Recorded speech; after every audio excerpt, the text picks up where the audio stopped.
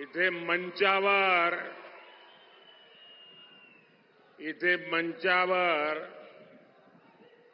खासदार आहे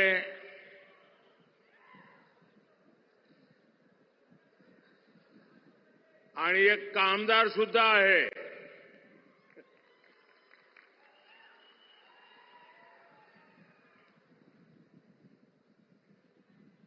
यहां बोलते हैं ना येलकोट येलकोट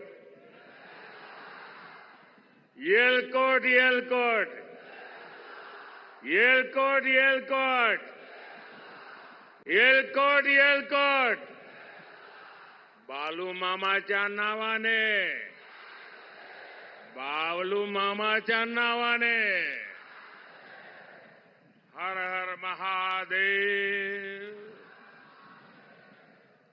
मी महाराष्ट्राचे कुलदैवत विठोबा रखुमाई आणि माढेश्वरी देवी यांच्या चरणी नतमस्तक होतो. तुम्हा सर्वांनाही माझा प्रेमपूर्वक नमस्कार.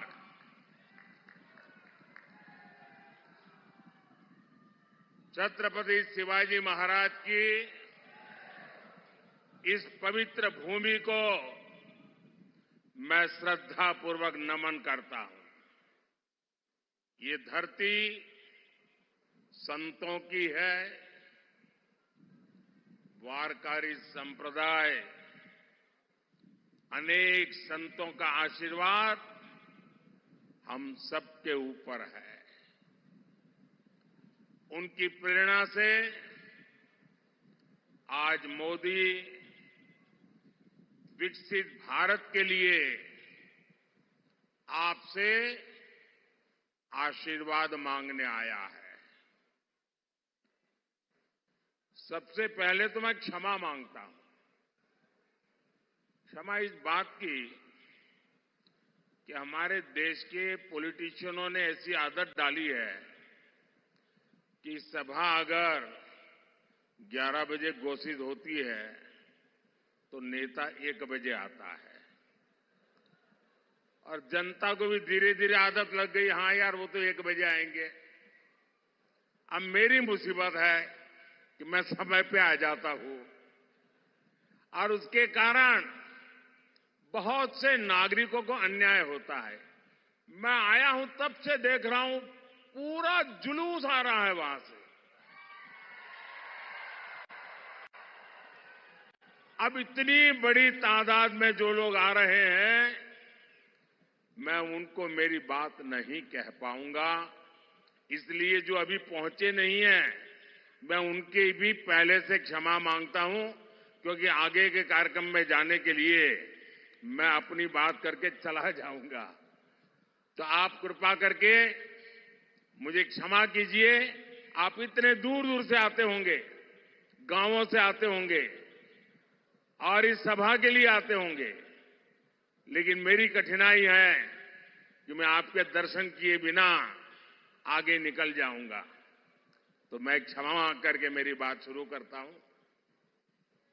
लेकिन साथियों, ये जो हुजूम मैं देख रहा हूं, वहां धूप में भी इतने लोग खड़े हैं.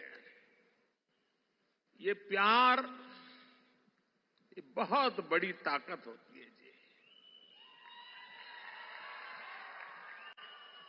इतनी बड़ी तादाद में माताएं बहनें आशीर्वाद देने आए. जीवन में इससे बड़ा सौभाग्य क्या होता है जी. पिछले 10 साल में आपने जब से मुझे काम दिया है, अपने शरीर का कण कण और समय का पल पल सिर्फ और सिर्फ नम्र भावपूर्वक आपकी सेवा में लगाया है.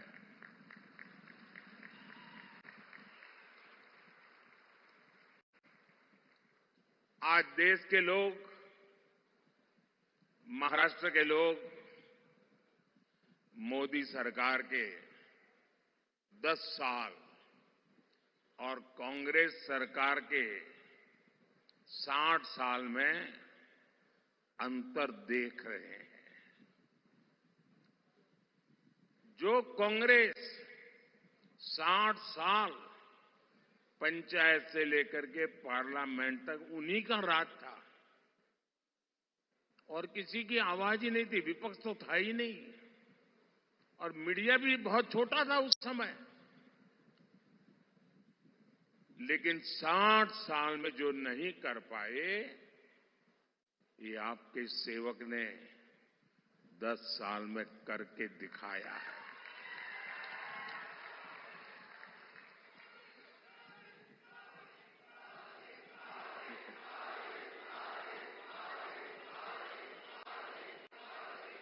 पिछले 60 साल में आपने कई बार कांग्रेस के सभी प्रधानमंत्रियों के मुंह से, उनके सभी नेताओं के मुंह से एक ही बात सुनी होगी, गरीबी हटाएंगे, गरीबी हटाएंगे, गरीब माला जपते रहते ना। और हर चुनाव में गरीब गरीब गरीब गरीब गरीब गरीब गरीब गरीब गरीब गरीब गरीब गरीब गरीब यही माला जपते रहते थे। उससे आगे कुछ नहीं करते थे। आपके आशीर्वाद से, आपके सहयोग से और आपने मुझे जो कुछ भी शिक्षा दीक्षा दी है उसके कारण 10 साल में इस देश के 25 करोड़ लोगों को गरीबी से बाहर निकालने में हमें सफलता मिली है। भाइयों बहनों, आप मुझे बताइए, कोई अगर गरीबी से मुक्त होता है तो आपको अच्छा लगता है कि नहीं लगता है? कोई गरीब का भला हो तो आपको अच्छा लगता है कि नहीं लगता है? जरा माताएं बहनें बताएं, अच्छा लगता है कि नहीं लगता है? अच्छा लगता है। अगर किसी को गरीबी से बाहर निकालते हैं तो हमें पुण्य मिलता है कि नहीं मिलता है? पुण्य मिलता है कि नहीं मिलता है? ये 25 करोड़ लोग गरीबी से बाहर निकले तो इसका पुण्य किसको मिलेगा? इसका पुण्य किसको मिलेगा? इसका पुण्य किसको मिलेगा?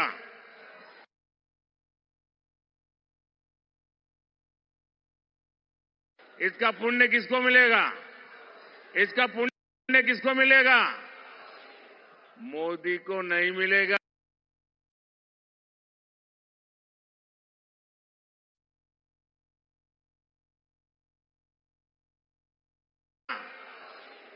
मोदी को नहीं मिलेगा।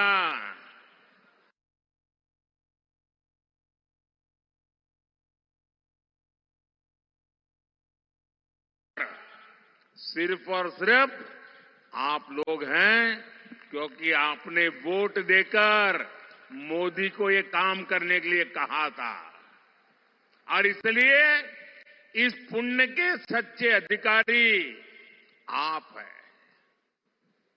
आज 80 करोड़ देशवासियों को उनकी थाली भरी हुई रहती है, उनका चूल्हा जलता रहता है, उनका बच्चा भूखा नहीं सोता है। 80 करोड़ लोगों को मुफ्त खाना मिलता है। इसका पुण्य किसको मिलता है? आपको मिलता है। आपने मोदी को वोट देकर के ये पुण्य कार्य करने के लिए भेजा है। साथियों, जब देश में मजबूत सरकार होती है तो उसका ध्यान वर्तमान के साथ ही भविष्य की योजनाओं पर भी होता है। यही सोचकर आज भाजपा सरकार रेल, रोड, एयरपोर्ट पर अभूतपूर्व खर्च कर रही है।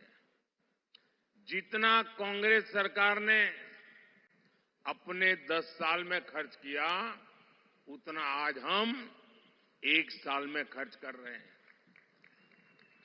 तभी तो आज आप हर तरफ आधुनिक इंफ्रास्ट्रक्चर देख रहे हैं। इसका सीधा लाभ भगवान विट्ठल की इस धरती को भी हो रहा है। यहां पालकी मार्ग हो, रेलवे का काम हो, एयरपोर्ट का काम हो, ऐसे हर काम पर महायुति की हमारी सरकार तेजी से काम कर रही है। भाइयों और बहनों, महाराष्ट्र की जनता जब प्यार देती है, जब आशीर्वाद देती है, तो कोई कसर नहीं छोड़ती है। लेकिन अगर कोई अपना वचन पूरा नहीं करता, तो महाराष्ट्र की जनता उसे भी बराबर याद रखती है। रखती है कि नहीं रखती है? और हिसाब बराबर समय आने पर चुकता करती है कि नहीं करती है? अब देखिए, 15 साल पहले एक बहुत बड़े नेता यहां चुनाव लड़ने के लिए आए थे। कहते हैं कि तब उन्होंने डूबते सूरज की शपथ लेकर कहा था कि यहां सूखे से प्रभावित क्षेत्रों तक पानी पहुंचाएंगे। उन्होंने पानी पहुंचाया क्या? पानी पहुंचाया क्या? पानी पहुंचाया क्या? याद है ना? याद है ना? अब उनको सजा देने का समय आ गया है। एक वो दिन था और एक आज का दिन है। वो यहां से चुनाव लड़ने की हिम्मत नहीं जुटा पाए। साथियों, विदर्भ हो, मराठवाड़ा हो, बूंद बूंद पानी के लिए तरसाने का ये पाप सालों साल से होता रहा है। कांग्रेस को 60 साल तक देश ने राज करने का हक दिया, काम करने का मौका दिया। 60 साल में दुनिया के अनेक देश पूरी तरह से बदल गए, लेकिन कांग्रेस किसानों के खेत तक पानी भी नहीं पहुंचा पाई। 2014 में देश में 99 सिंचाई योजना ऐसी थी, करीब 100 सिंचाई ऐसी योजनाएं थी जो कई कई दशकों से लटकी पड़ी थी। इसमें भी सबसे ज्यादा 26 परियोजनाएं महाराष्ट्र की थी। सोचिए कितना बड़ा धोखा इन लोगों ने महाराष्ट्र को दिया है।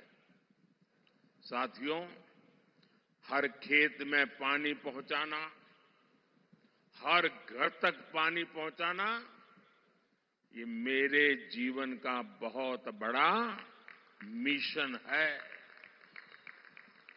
2014 में सरकार बनने के बाद मैंने पूरी शक्ति इन सिंचाई परियोजनाओं को पर लगा दी। आज कांग्रेस की लटकाई वो करीब करीब 100 सिंचाई परियोजनाओं से 63 परियोजनाएं पूरी हो चुकी है। जिस नीलवांडे डैम का इंतजार 50 सालों से हो रहा था, उसे हमने पूरा करवाया। गौसीखुर्द परियोजना का ज्यादातर काम एकनाथ जी, अजित दादा और देवेंद्र जी की टीम तेजी से पूरा कर रही है। हमारी सरकार 5 साल में ही 11 करोड़ से ज्यादा घरों तक नल से जल पहुंचा चुकी है। 10 साल में माइक्रो इरिगेशन का दायरा भी 2 गुने से अधिक बढ़ा है। इसका लाभ यहां केले की पैदावार से जुड़े किसानों को भी हो रहा है। साथियों, जब देश की आजादी के 75 साल हुए, इतना बड़ा उत्सव था, कोई और नेता होता तो क्या करता? कोई एक बड़ा स्तंभ खड़ा कर देता, उस पर अपना नाम लिखवा देता। कोई ऐसी चीज बना कर देगा खुद के नाम पर जड़ देता। लेकिन देश जब आजादी के 75 साल मना रहा था तब मोदी को खुद के लिए कुछ करने का विचार नहीं आया, सरकार का नाम कमाने का विचार नहीं आया। तब मैंने संकल्प लिया था कि देश के हर जिले में 75 साल के निमित्त 75 अमृत सरोवर बनवाऊंगा। अमृत सरोवर अभियान के तहत अनेकों अमृत सरोवर देश के हर जिले में बने हैं। ये अमृत सरोवर मेरे दिमाग में मेरा किसान था, मेरे दिमाग में खेत था, मेरे दिमाग में सूखे खेतों को पानी पहुंचाने का एक संकल्प था। ये अमृत सरोवर आज की नहीं बल्कि आने वाली पीढ़ियों को भी बहुत काम आने वाले। साथियों, ये हमारा महाराष्ट्र तो सहकारिता की धरती है। यहां के हमारे शुगर कोऑपरेटिव की किसानों को सशक्त करने में बहुत बड़ी भूमिका रही है। मोदी देश की पूरी ग्रामीण अर्थव्यवस्था में सहकारिता के दायरे को बढ़ाने के लिए प्रतिबद्ध है।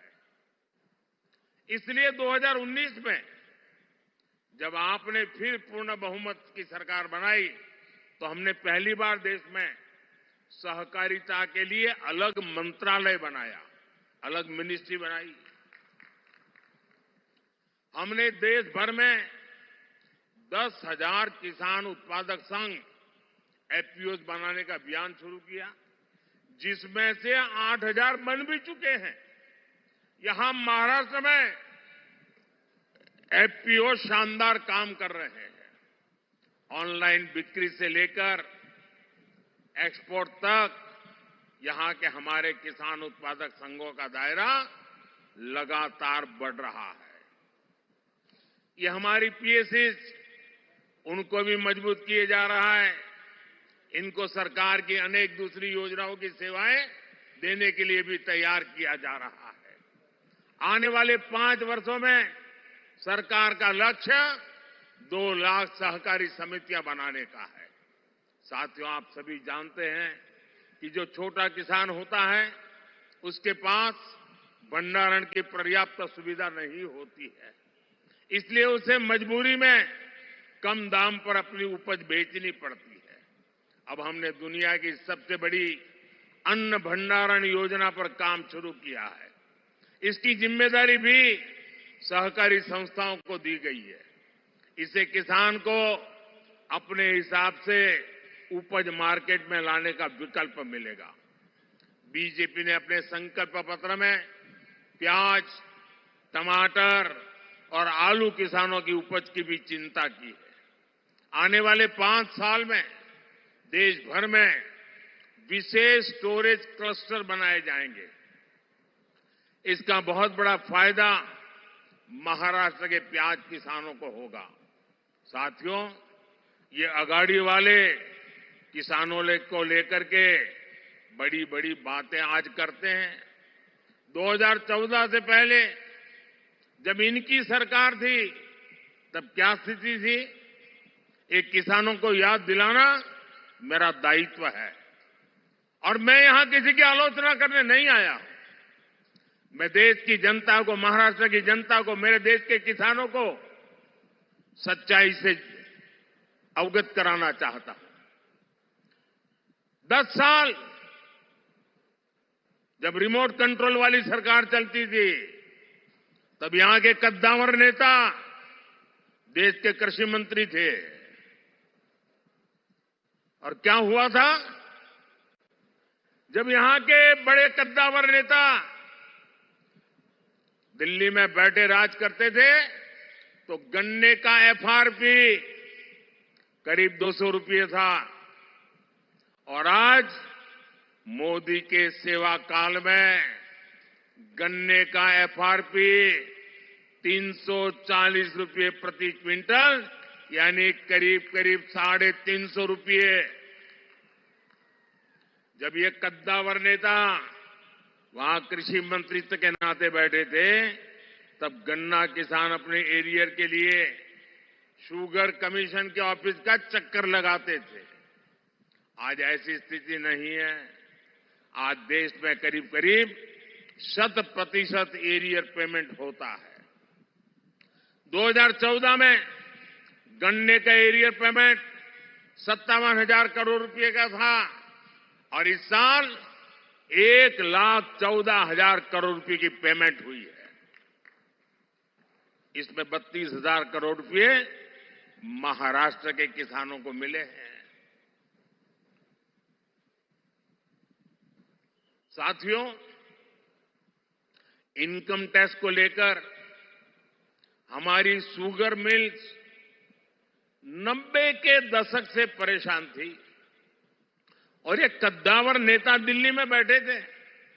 मैं उनको बार बार समझाता था कि भाई, आपके महाराष्ट्र में भी ये कोऑपरेटिव मिलें हैं शुगर की, गुजरात में भी है, परेशानी हो रही है। मैं गुजरात का मुख्यमंत्री था, चिट्ठियां लिख रखता था, मिलकर के बताता था, लेकिन 2014 से पहले ये कद्दावर नेता का डिपार्टमेंट होने के बावजूद भी शुगर मिल्स की इनकम टैक्स की समस्या का समाधान नहीं किया। जब मोदी को सेवा करने का मौका मिला, एनडीए की सरकार बनी, तो हमने उसका समाधान कर दिया। हमने कोऑपरेटिव शुगर मिलों को 10,000 करोड़ रुपए की राहत दी, यानी पुरानी इनकम टैक्स डिमांड माफ की, कानूनी मामलों का समाधान भी किया। इसका फायदा हमारे गन्ना किसानों को हुआ। मार्च 2023 से शुगर मिलों को हमने 10,000 करोड़ रुपए का विशेष लोन का प्रावधान भी किया है, ताकि शुगर मिल हर प्रकार का काम तेजी से कर सके, किसानों की पेमेंट न रुके। जब यहां के कद्दावर नेता दिल्ली की सरकार में थे, तब सरकार ने देश के किसानों से सिर्फ 7.5 लाख रुपए की खरीद की थी, 7.5 लाख करोड़ की। आज 10 साल में 20 लाख करोड़ रुपए की खरीदी हमने करके दिखाई है। कहां 7.5 लाख करोड़ और कहां 20 लाख करोड़। महाराष्ट्र के दलहन तिलहन किसानों से 16,000 करोड़ रुपए की खरीद हमारी सरकार ने की है। साथियों, पहले दिल्ली से किसान के नाम पर थोड़ा भी पैसा निकलता था तो यहां कांग्रेस का पंजा उसे लूट लेता था, लेकिन अब दिल्ली में आपका ये बेटा बैठा है। अब दिल्ली से आपके हक की निकली पाई आपके खाते में पहुंचती है। पीएम किसान सम्मान निधि के तहत 3 लाख करोड़ रुपए किसानों के खाते में जमा हुए हैं। इसमें से महाराष्ट्र के किसानों को भी हजारों करोड़ रुपए मिले हैं। साथियों, बीते दशकों में किसानों ने अन्न की पैदावार में भारत को आत्मनिर्भर बनाया है।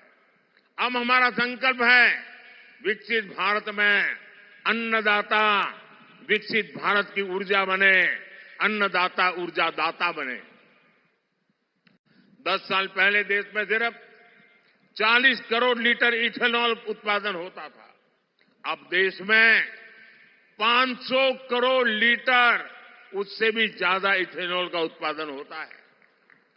इससे पिछले 10 सालों में किसानों के पास 70,000 करोड़ रुपए अतिरिक्त गए हैं और ये पैसा गन्ना किसानों को मिला है। साथियों, हमने गोवर्धन योजना भी शुरू की है। एनडीए सरकार देश भर में गोवर्धन प्लांट लगा रही है, ताकि पशुओं के गोबर से गैस से बिजली और किसानों की कमाई भी बढ़े। इसमें से जैविक खाद पैदा हो, ताकि हमारी जमीन के लिए काम आ जाए और कम कीमत में उपलब्ध हो। साथियों, किसानों को सौर ऊर्जा दाता बनाने पर भी हम काम कर रहे हैं। पीएम कुसुम योजना से सोलर पंप के लिए खाली पड़ी जमीन में छोटा सा सोलर प्लांट लगाने के लिए सरकार मदद दे रही है। इससे किसान मुफ्त बिजली भी उपयोग कर पाएगा और बाकी बिजली सरकार खरीदेगी। अब तो मोदी ने हर परिवार के बिजली बिल को जीरो करने का बीड़ा उठाया है।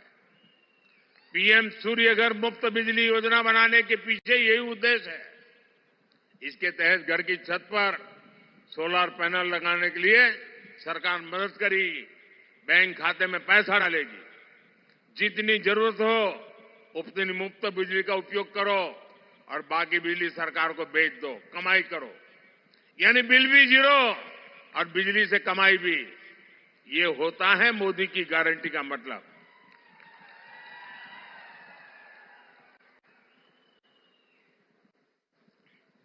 भाइयों बहनों, विकसित भारत बनाने में देश की नारी शक्ति की बहुत बड़ी भूमिका है। मोदी गांव की अपनी करोड़ों बहनों को सशक्त करने में जुटा है। 10 वर्ष में हमने 10 करोड़ बहनों को स्वयं सहायता समूहों से जोड़ा है। आज ये बहनें गांव की अर्थव्यवस्था को गति दे रही है। हमारे प्रयासों से कुछ समय के भीतर 1 करोड़ बहनें लखपति दीदी बनी है। आंकड़ा बहुत बड़ा है। 1 करोड़ बहनें मेहनत करके, कमाई करके लखपति दीदी बनी है। और अब मोदी ने गारंटी दी है कि मैं 3 करोड़ बहनों को लखपति दीदी बनाऊंगा।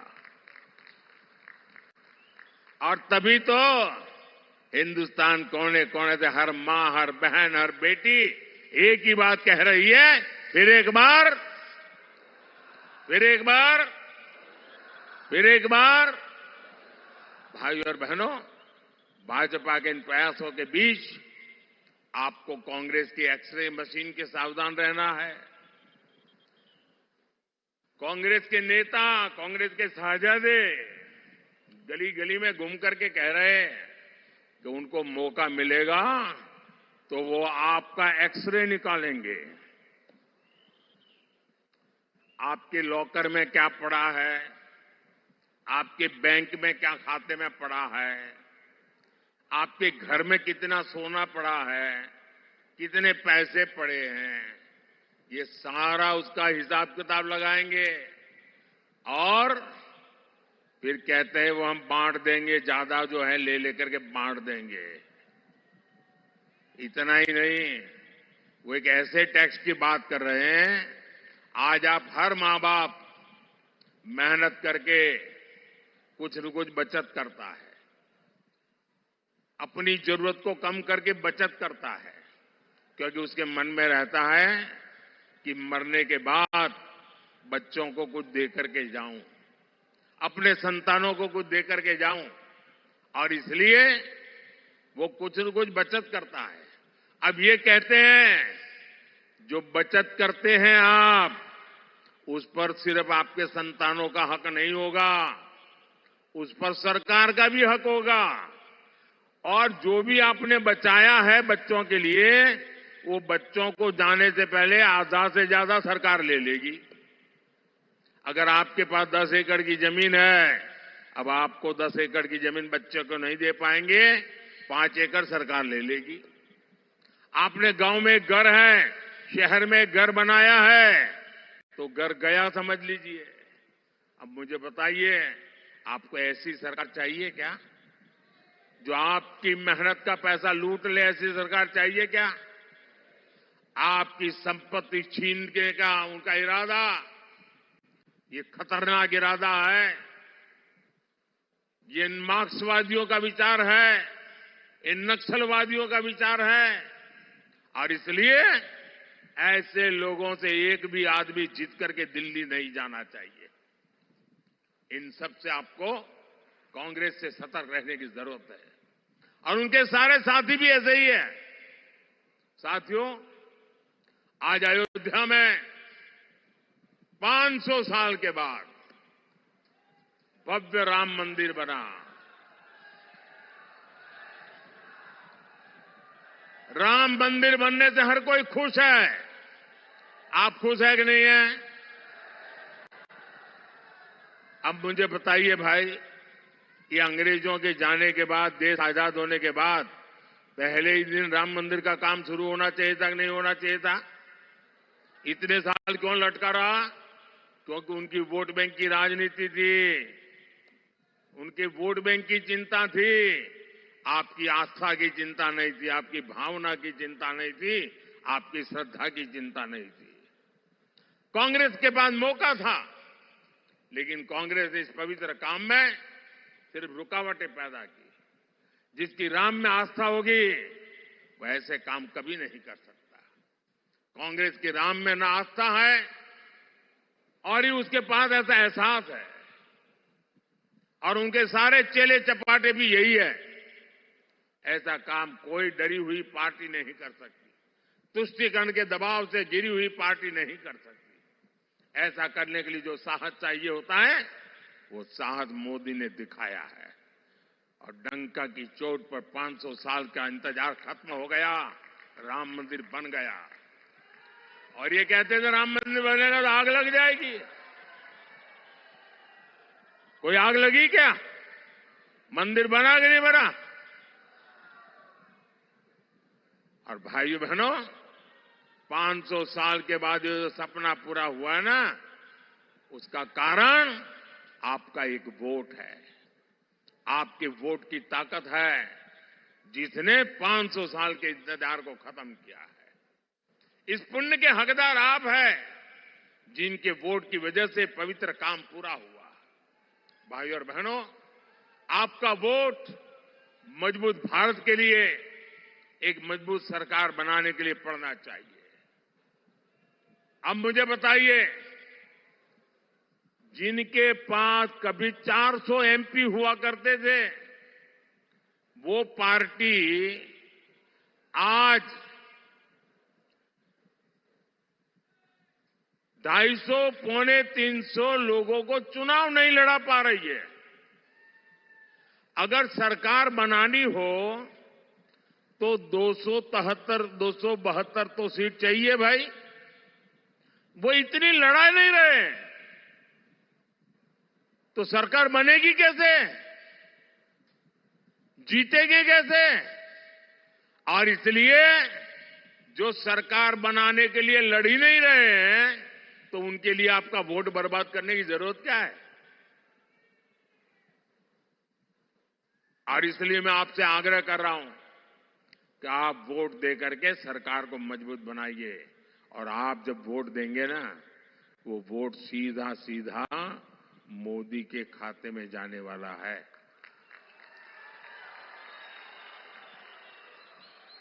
7 मई को गर्मी कितनी ही क्यों न हो, पहले मतदान फिर जलपान। मतदान किए बिना जलपान नहीं करेंगे, ये हमें संकल्प करना है।